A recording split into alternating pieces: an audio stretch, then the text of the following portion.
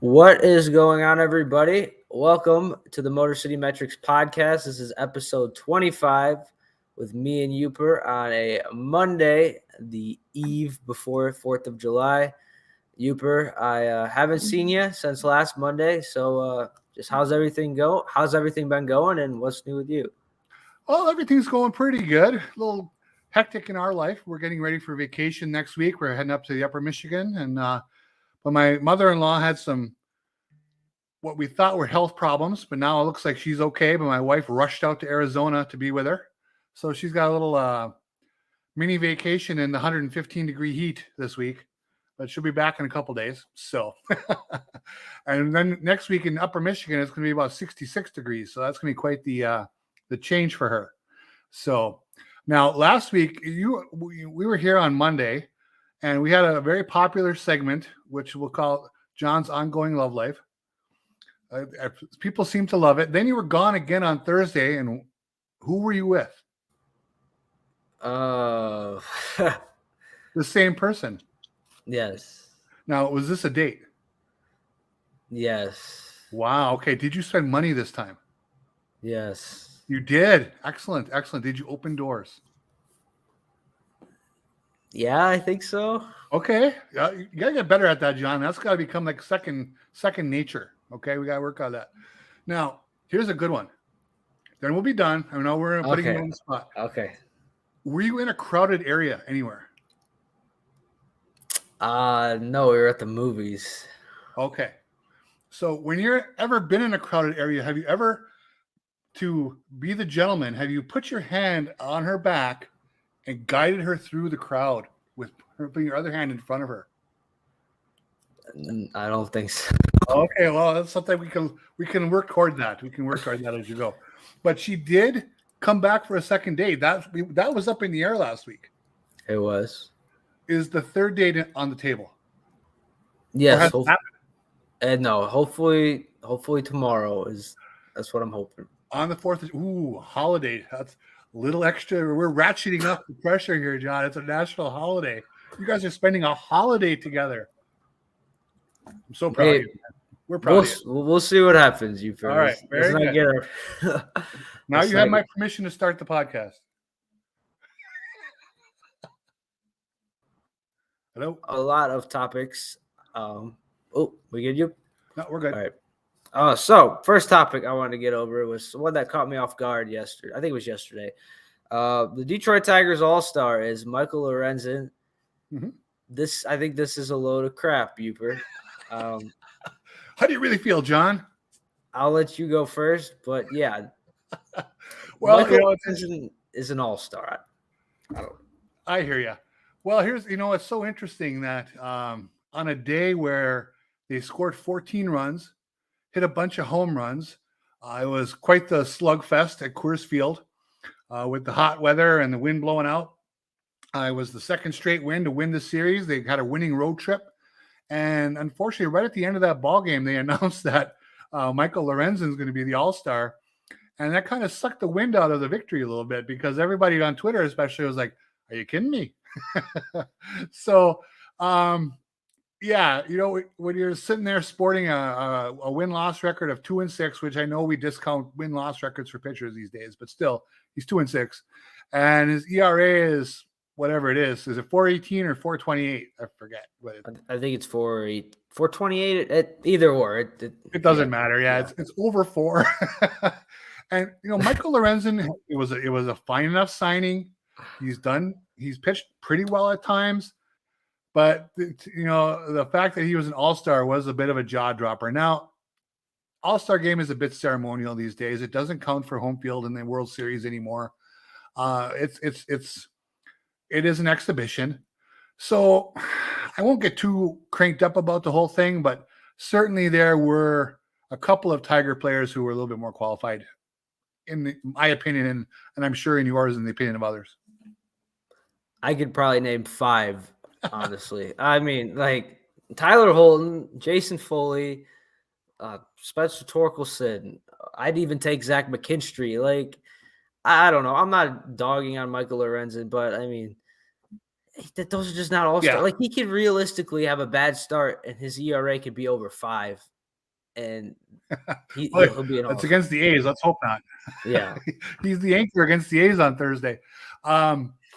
Yeah, obviously Jake Rogers has a good WAR, if you like that, with the 11 home runs.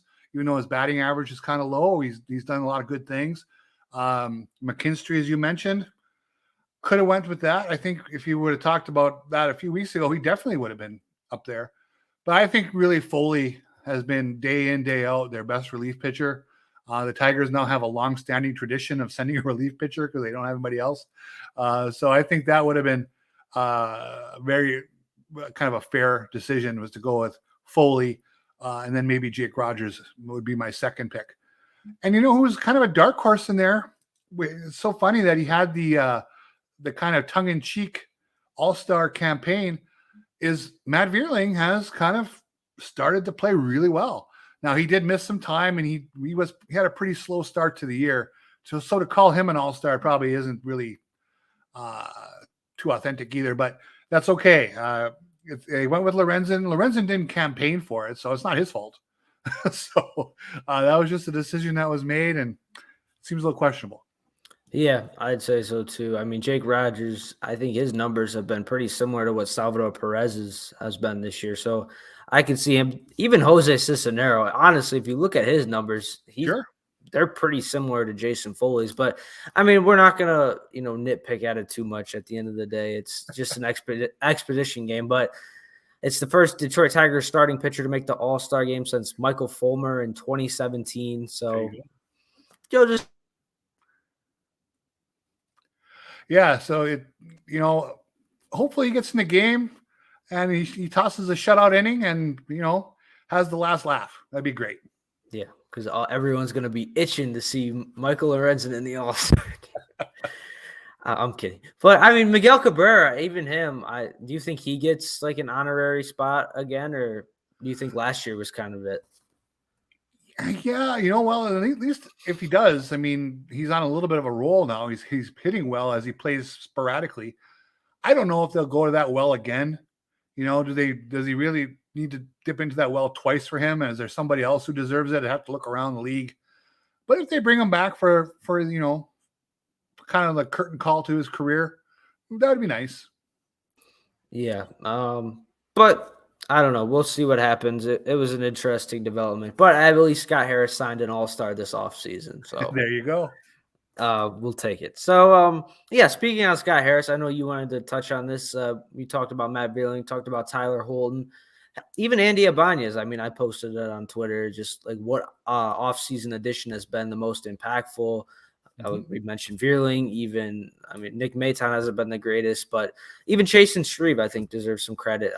Just like the move Scott Harris made, have they kind of changed your mind on the offseason that he's had? I know this was a topic you kind of wanted to get into.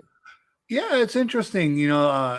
Since he's come back from the injury, Matt Vierling has been pretty productive. He's been in the leadoff role occasionally, especially against left-hand pitchers, and he's got a OPS plus of something like about 112, which is great. It's certainly on, and it's heading up as we speak.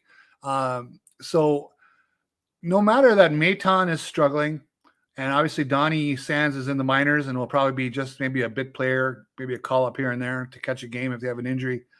If Matt Vierling can become either a starting outfielder or a steady fourth outfielder, that really swings the trade in the Tigers' direction a little bit. I mean, obviously Soto is pitching well right now in Philadelphia, but at least they've gotten a player now who is a part of the lineup and producing. And maybe Maton comes back. We don't know.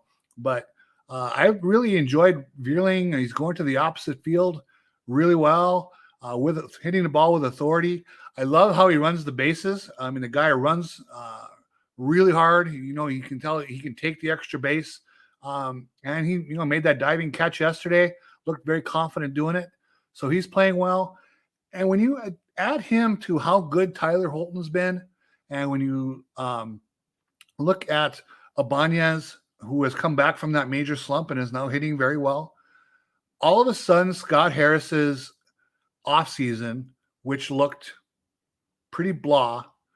It doesn't look like an A+ or anything, but now it looks far closer to a C+ than it looked, a month ago. So, and we talked about this in the offseason. The roster gets built, in my opinion, from two directions, right? From the top down, but also from the bottom up. And when you make moves at the bottom of your roster, you're just trying to find those guys who are a little bit better than the ones they replaced. I always say it's that 2%, but whatever it is, 1%, 3%, whatever percent you want to put on it. But you just get a little incrementally better at the bottom of the roster, and that has an effect over time. Obviously, you want to build at the top of the roster and find premium talent. That's more important, in my opinion. And he didn't do much of that. But I think we can see now the benefits of some of those guys who they got to bolster the bottom of the roster are paying off a little bit. Yeah, and I think it was like that, when the Tigers, we wanted them to sign veterans like a Gene Segura or trade for a Colton Wong.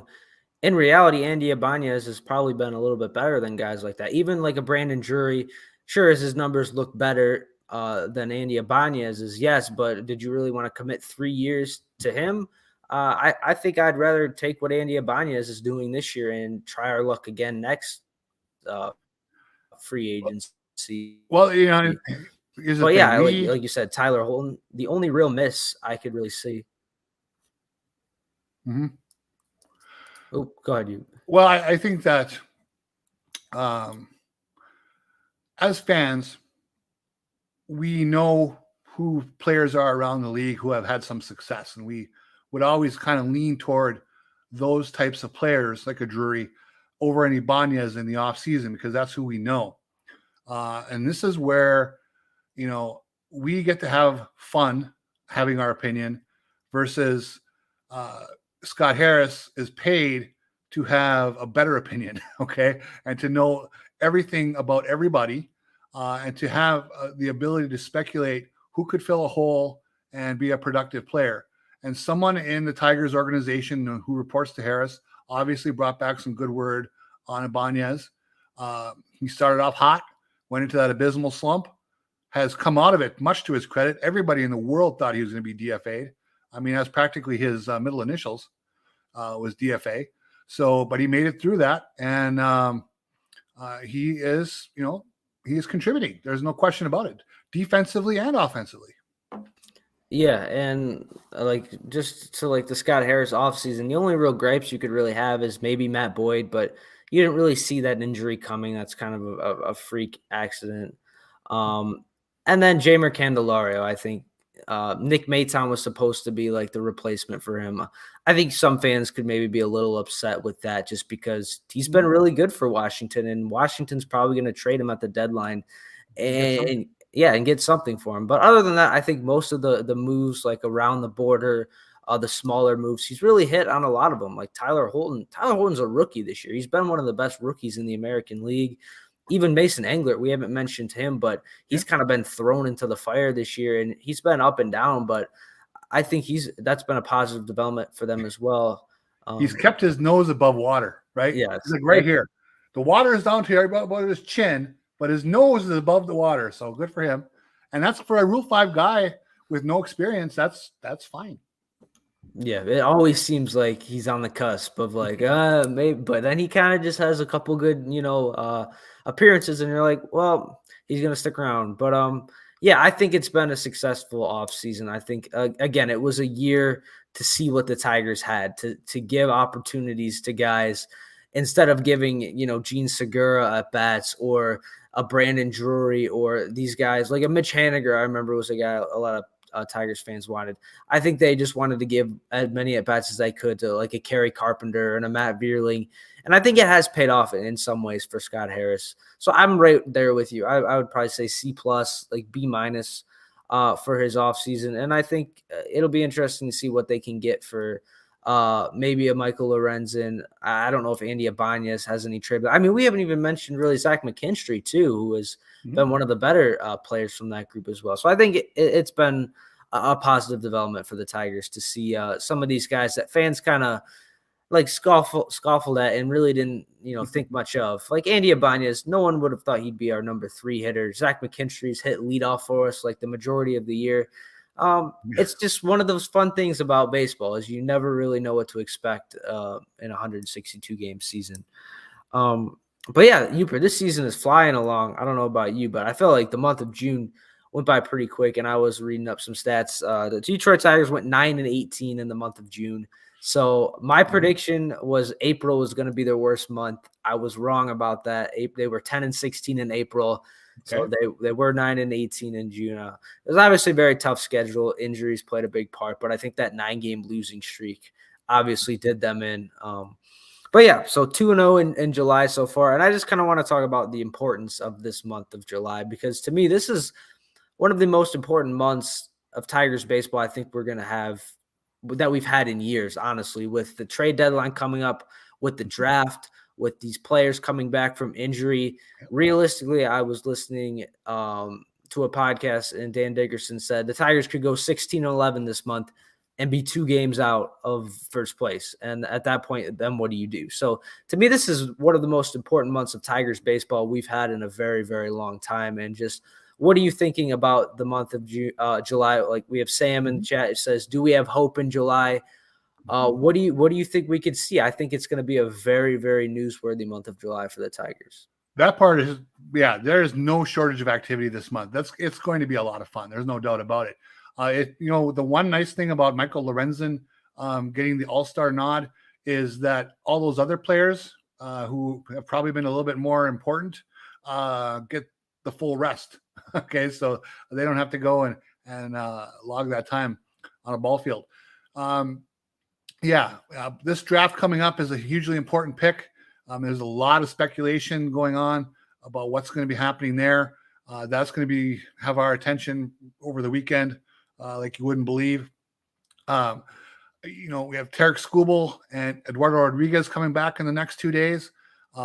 That's going to really tell us a lot how they look, not just in this one start, because anything could happen in one start, right?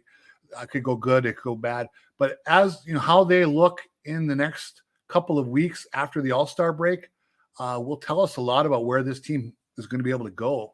Because if these good arms come back and look good, maybe they can start beating some people that they aren't supposed to beat. They already, they held their own with the Rangers with kind of a makeshift crew. Won this series in Colorado. They're playing better. They've come off of that 9-game losing streak and played some relatively good baseball. So with the trade deadline coming up, I would say I don't care how close they are. They've shown they can stay in contention without Erod and without some of these other guys. They can make it work. The rest of the division isn't very good. They should try to walk the tightrope of, if they have an advantageous deal, if they can get something they really like for Eduardo Rodriguez, do it. Make it work. Tell Chris Fetter, sorry, make it work with who you got. Get something for the future, because that's where we still are. We don't have a World Series roster. That's how I'd be talking if I was Scott Harris. That's when I say we. I wouldn't go all in for this year. I don't see them buying anything. If they, feel they have a deal that doesn't cost much and they can get somebody who can fill a hole, great. If they think they got somebody who can hit, 7 or 8 home runs for them down the stretch, okay. But as long as it doesn't cost anything, that's kind of how I see that going.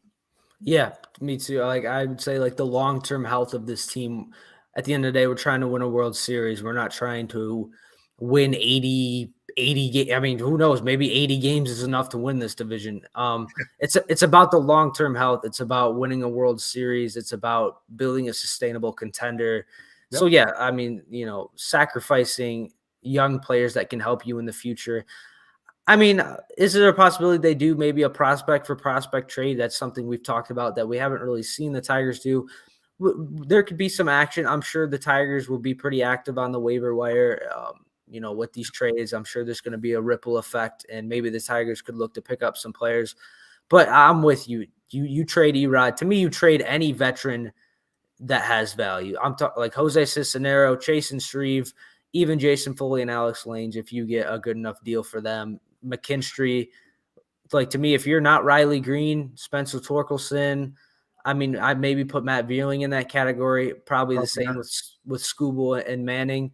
Yeah, you trade any veteran you can to try to get get some young players. One thing they could do, and it would require sign off from ownership, is they could spend some money and take on a couple of bad contracts of players who maybe have some skills that could help them down the stretch. Teams have done that in the past. People have taken on Adam Duvall's contract because the guy can hit a little bit. Teams do those type of things. Now, the Tigers have kept payroll low, and they've shown us no inclination that they would pull off a move like that. But this is Scott Harris's first time running the show. So we'll see what kind of ideas, how creative they can be here in July. It should be pretty fascinating to see how he approaches this. Yeah, and that brought up an idea. This is something I've thought about. Now, I'm not saying this is going to happen. It's kind of just me, speculating and having fun. But we know free agency is pretty awful next offseason. I mean, but a guy I've looked at is Anthony Rendon. 2019 had an MVP level season, won a World Series, signs the big 7-year contract. Hasn't been able to stay healthy with the Angels. But we've seen the Angels. They acquired Mike Moustakas. They have Gio Urshela.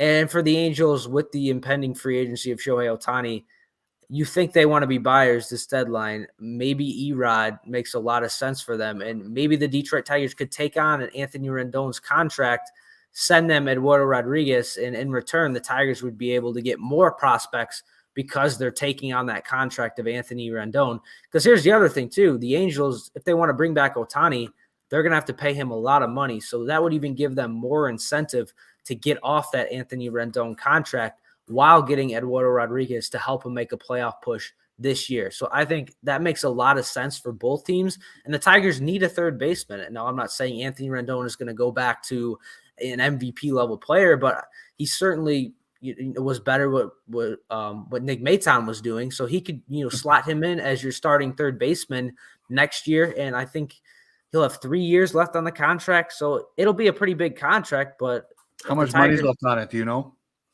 I mean, I'm sure he's making close to $30 million a year, but I mean, you have Miguel Cabrera's contract coming off the books. Yeah. So you're going to have money. And if there's not a free agent, like, are you really going to want to give Matt Chapman a 6 or 7 year deal this offseason? I'd rather just, see what Anthony Rendon can give you for a couple years.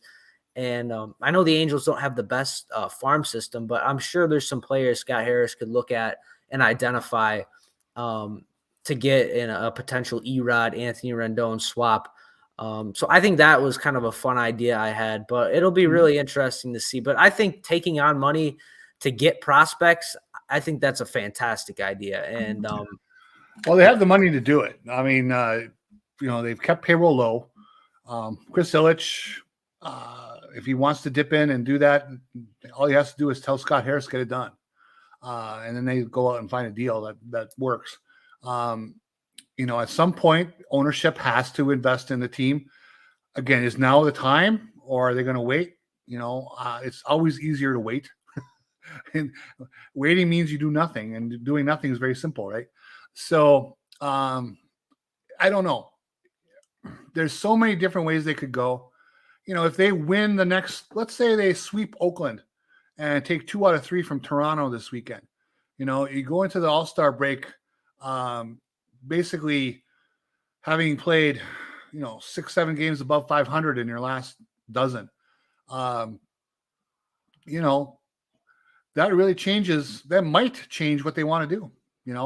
That'll come from ownership too. Will he put the brakes on selling anything because he wants to win? We don't know. He never talks about it.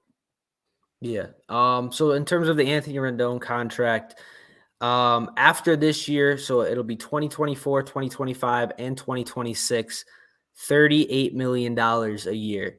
Ooh. That is a hefty contract. But if I'm looking at Logan O'Hoppe, I believe that's how you say his name. O'Hoppe. I'm looking at him. I don't know if the Angels would want to move him, but if they want to get off that contract, because you got to think long term.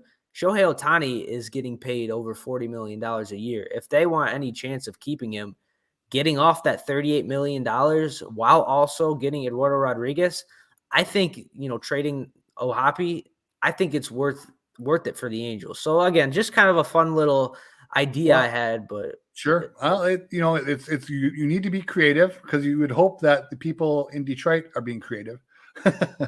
And there's always ways to get around it. I mean, if the Angels want to get out from under that contract, they could pay half of it.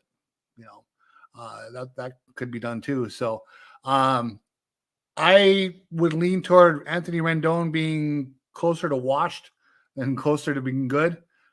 But, you do have to take chances sometimes, and he certainly has in his background some good production. He just has a lot of injuries. That's what I'd be most afraid of.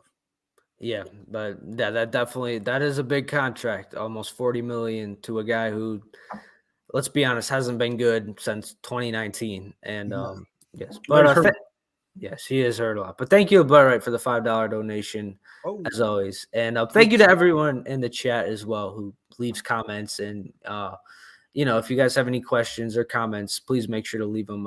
We really appreciate you guys tuning in. But yeah, so just, the month of July, really important stuff, the trade deadline. And I do have the schedule up. You got 3 against the Athletics. Now, I don't think we're in the boat of demanding a sweep as bad as the Athletics are. Agreed. But I say you got to take at least 2 out of 3 there. You have 3 against the Blue Jays. Then we head into the All-Star break. Then you have the Mariners, who have been really weird this season. Their offense is just not been Seattle. Good. Yes, in Seattle. Then you have 4 against the Royals, so that's going to be an important series to take care of Kansas City. The Padres, another team that's just had a really weird season. Then you have a makeup against the Giants, and then you have 3 against the Angels and 3 against the Marlins. So I wouldn't say necessarily any world beaters. So yeah, some of the better opponents are in Detroit, so that's good. And when the Angels come, Ohtani and Trout come to town, at least it's not out in LA in the House of Horrors, in Anaheim. Toronto, obviously they have a lot of good hitters, but they haven't been anything special this year. So, there's no reason Detroit can't possibly win that series. They're not coming in that good. The Miami series at the end, a lot of talent that's on the road. Hopefully they don't catch Yuri Perez. There's really nothing on the schedule this month that would say, oh, that's a big red flag. There's a lot of series there where they can be competitive. The longest road series is 4 on the road at KC. No reason they don't at least split that, if not take 3. Kansas City is that pitching staff is really struggling, and they only have a couple of hitters that really put any fear into you. So, will they trade or won't they? Based on do they win or don't they? There's just a lot of balls in the air right now where the team could go. And again, I'll say this again, for a team that's 9 games under 500, there is just a lot of interesting things percolating. Usually if you're sitting here in early July and your team is in 3rd place and 9 games under, you're like, okay, kind of meh. But there's just some interesting things happening. And I think a lot of it is having a first-year front office in Scott Harris and not knowing exactly what his favored moves are going to be. I think that gives us a lot of fun stuff to watch for. Yes, and a couple comments in the YouTube chat. Javi Baez, Anthony Rendon does have a no trade clause, so I think we're gonna leave that one alone. It was just an idea I had, but we'll leave that one alone. Josh Newman also donating $4.99. He said happy 4th. Thank you, Josh. Really appreciate it. You bet. As always. We don't have our sound system guy Raj, but we'll make sure to get you guys on Thursday. It is a big week for us too with the draft, so we'll have a show Thursday and then the big draft show Sunday. Probably should do a little advertising for that. But it's gonna be fun. They have a bunch of guests coming on. You and I are gonna be doing a quick half hour, assuming I get good internet connection by Lake Superior. I'll work on that. All right. But Raj and Chris are going to have some great guys on during the draft. I think they're going to stay on pretty much for the whole first night, and that should get into the Tigers' second pick in the comp round. So it should be really fun. I cannot wait to see how the Tigers approach this.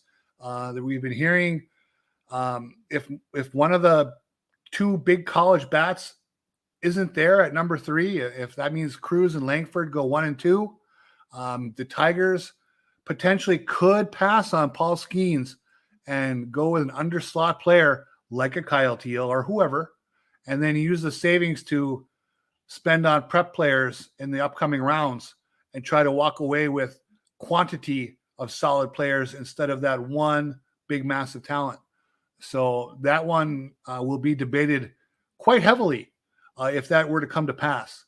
But it also may happen that either Langford or Cruz is sitting there and that's who the Tigers want, and boom, they take them and they move on. That's my hope, and I think a lot of fans hope. But also, I think it's just exciting that we don't really know what they're gonna do. Like I remember, we kind of all knew they were gonna take Torkelson. Yep. A lot of people kind of knew Riley Green was the player they were looking at. Jackson Jobe was maybe a little bit of a surprise, but yes, it was. Yeah, but it'll be interesting, and we don't know what they're gonna do, so it'll be really, really interesting to see, and a very fun and exciting week. Another topic you had that I thought was really fun, because I like doing these fun, creative topics, is midseason MVP. Do you want me to give mine first? Lead off. Because I had a little fun with this. So my midseason MVP, and to me, if the Tigers were to send someone to the All-Star game, I mean, I'm just joking about this, but AJ Hinch. AJ Hinch is the Detroit Tigers midseason MVP because yes, this team, the pitching's been decimated. No doubt about it. We look at the 5 guys that we kind of projected to be in this rotation, really haven't had any of them for an extended period of time. I mean, Micheal Lorenzen has kind of been the horse in that rotation. And to see all these bullpen games, I think, weren't the Tigers like 6-0? They won 6. They're undefeated. Yeah. Undefeated in bullpen games. Just the job he's been able to do managing these relievers, keeping the Tigers in games. It's been really, really good to see. And even, offensively, getting guys in the lineup, getting Miggy some at-bats and seeing him be able to produce, finding at-bats, believing in guys like Ibanez, keep giving him at-bats, McKinstry. I think AJ Hinch is a really, really good manager. I think he enjoys the challenge that's been put in front of him with all the injuries that he's had. So to me, putting these guys in the best position possible to succeed, I think AJ Hinch would be my mid-season MVP. Obviously, I think Riley Green would probably be my number 1 if he weren't get injured. Same thing with Eduardo Rodriguez. I mean, if I had to pick a player, it'd probably be Jason Foley. But yeah, AJ Hinch, I think, deserves a ton of credit, and he's my mid-season MVP. I like it. That's out of the box, and that makes a lot of sense, and you can put a good argument behind it. So yeah, I'll support you on that one. It is when you limit it to player, and you could probably put if you talk about Hinch, you could probably talk about Chris Fetter too, right? He's kind of right in his shadow, doing what he does best.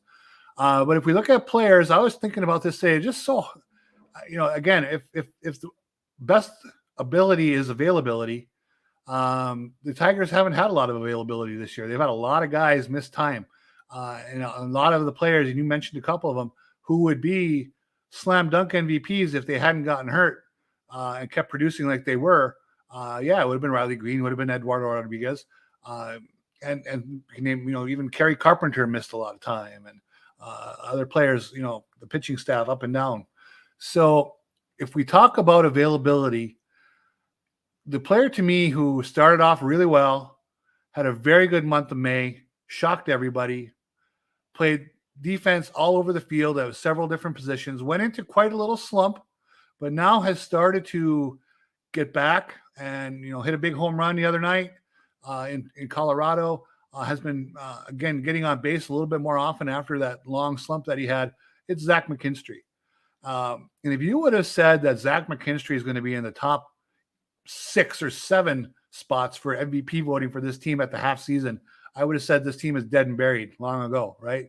But he has actually been a useful player, A great move by Scott Harris at the end of spring training to bring in a player who is kind of that Swiss Army knife, can play anywhere on the field, has really surprised us with a small dose of power, a little bit of base running. I think he leads the team in stolen bases.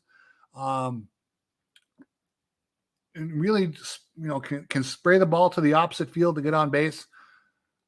I don't know where the team would be without him. He's helped them win several baseball games this year. And again, is he Riley Green? No. If Riley Green had played, 85% of the game so far, he wouldn't even sniff Riley Green for this. But Riley Green's been out, and Zach McKinstry's been on the field and helping them win. So I'll go with him. Yeah, I would have to agree. That's a pretty good idea as well.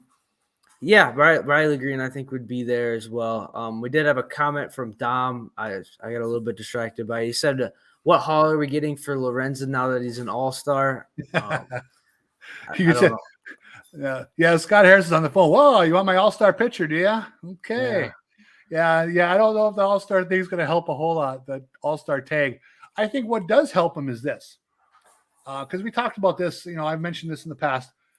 Is a team getting, when you're selling a player, are the contenders who want him, are they, especially a pitcher, is he someone who they're getting to help them with depth to get through the regular season? Or is this a pitcher they want to give the ball to in the postseason, right? I don't think Micheal Lorenzen is a starter who's going to get the ball in the postseason, most likely for a contender. He's someone who can provide you depth to help you get through the rigors of the 162 game schedule.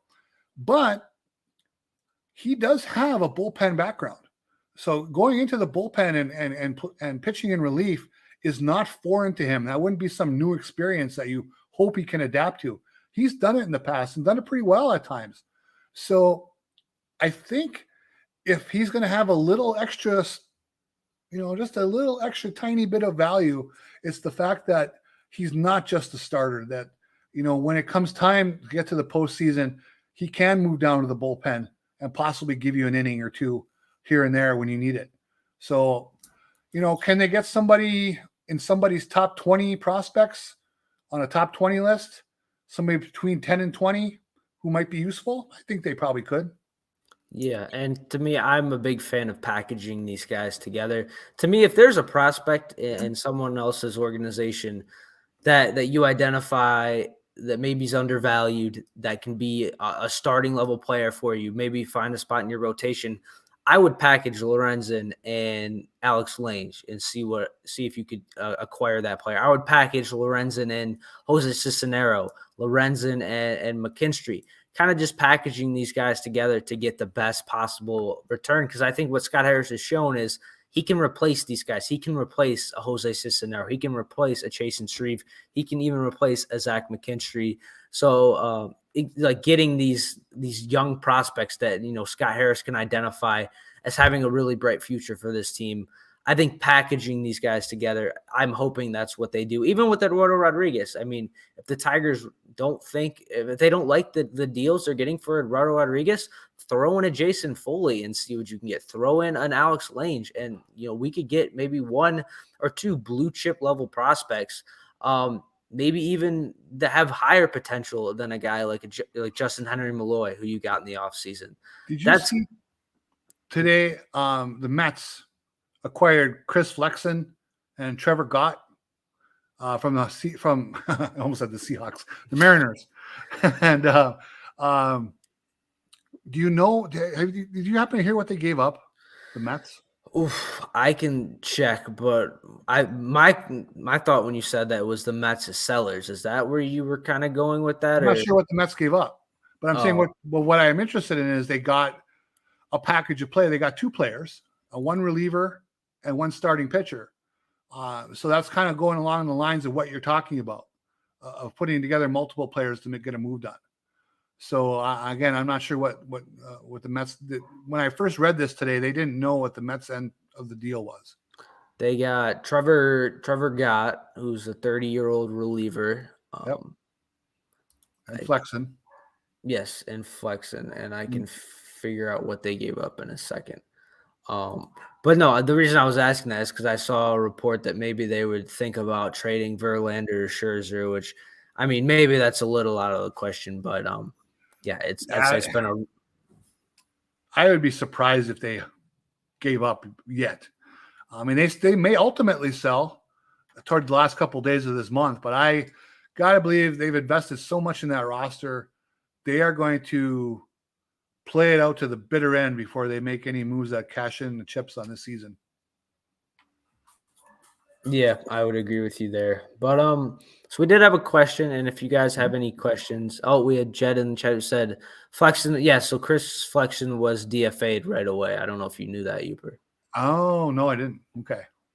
So it was a salary dump for Seattle. So Cool. yeah, who knows? We'll see what the Mets are doing. But we did have a couple questions, and if you guys do have any questions in the chat before we head out of here, we did have one from Deadly Ninja Bees, who was a two-parter. So I'll let you start with the first one. UP said, well, it's a two-parter, but the first question has two questions, so it's kind of a three-parter. But it would not be a Deadly Ninja Bees question if it wasn't a multi-part question. No question about it. So he asked, what is Colt Carpenter? Could you say it again? You broke up a little. Oh, he asked, what is Colt Keith's ceiling, and what about Kerry Carpenter's ceiling?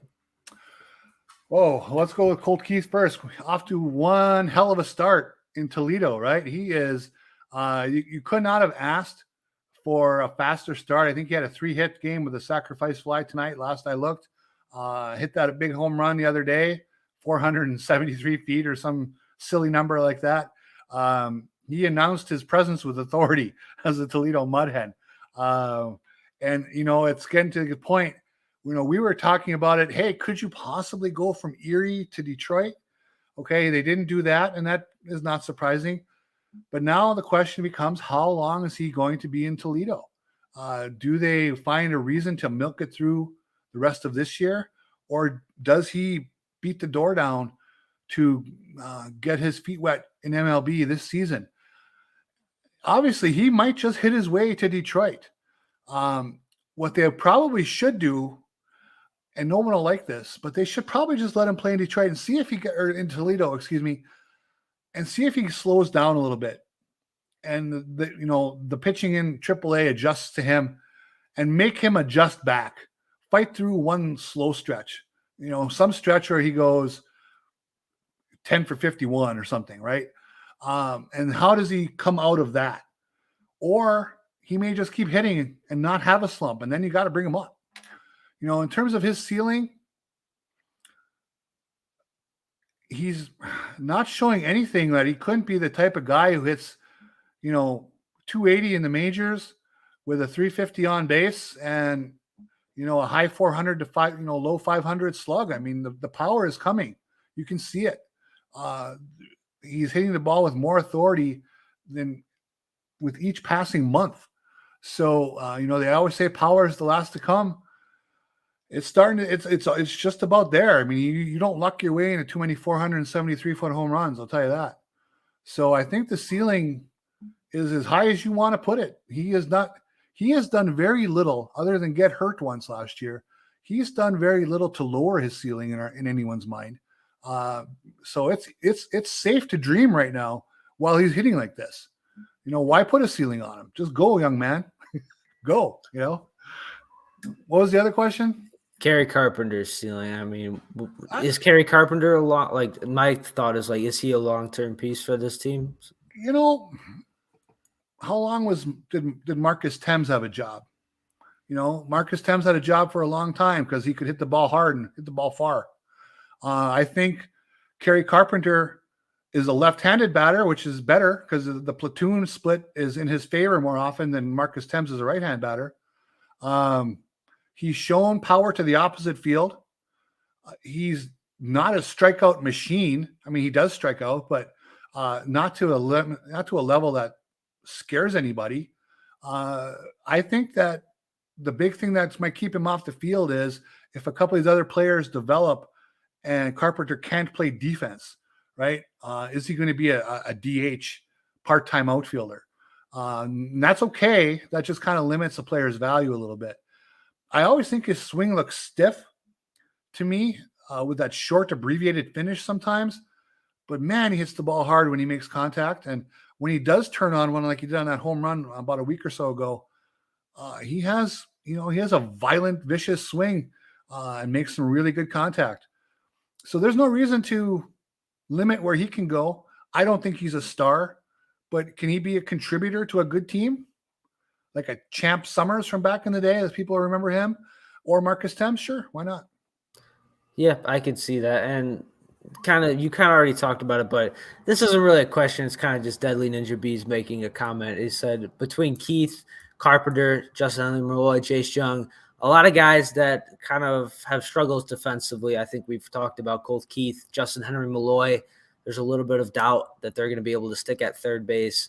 Kerry Carpenter has obviously struggled in the outfield. So it'll be interesting to see. The Tigers are going to have about 7 left fielders. Yeah. It's going to be pretty crowded out there. Nobody can play out the infield. They all got to play left field.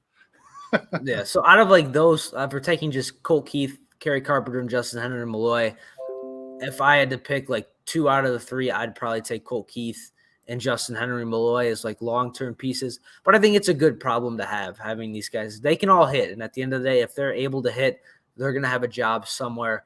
Will it all be for the Detroit Tigers? Maybe, maybe not. But it'll be interesting to see. I mean, you nailed it with Colt Keith. Like, I think he can make an all-star team eventually. Is he a middle of the order perennial all-star? I don't know. But, like, why put a ceiling on him? What he's doing is fantastic, and we just hope to see it continue. He has done nothing to give us a ceiling right now to say, oh, well, that's about as good as he's going to get. He doesn't strike out much.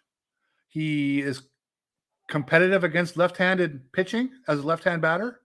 The power has gotten better and better. He's hitting for average. His walk rate is fine. Again, what's there not to like?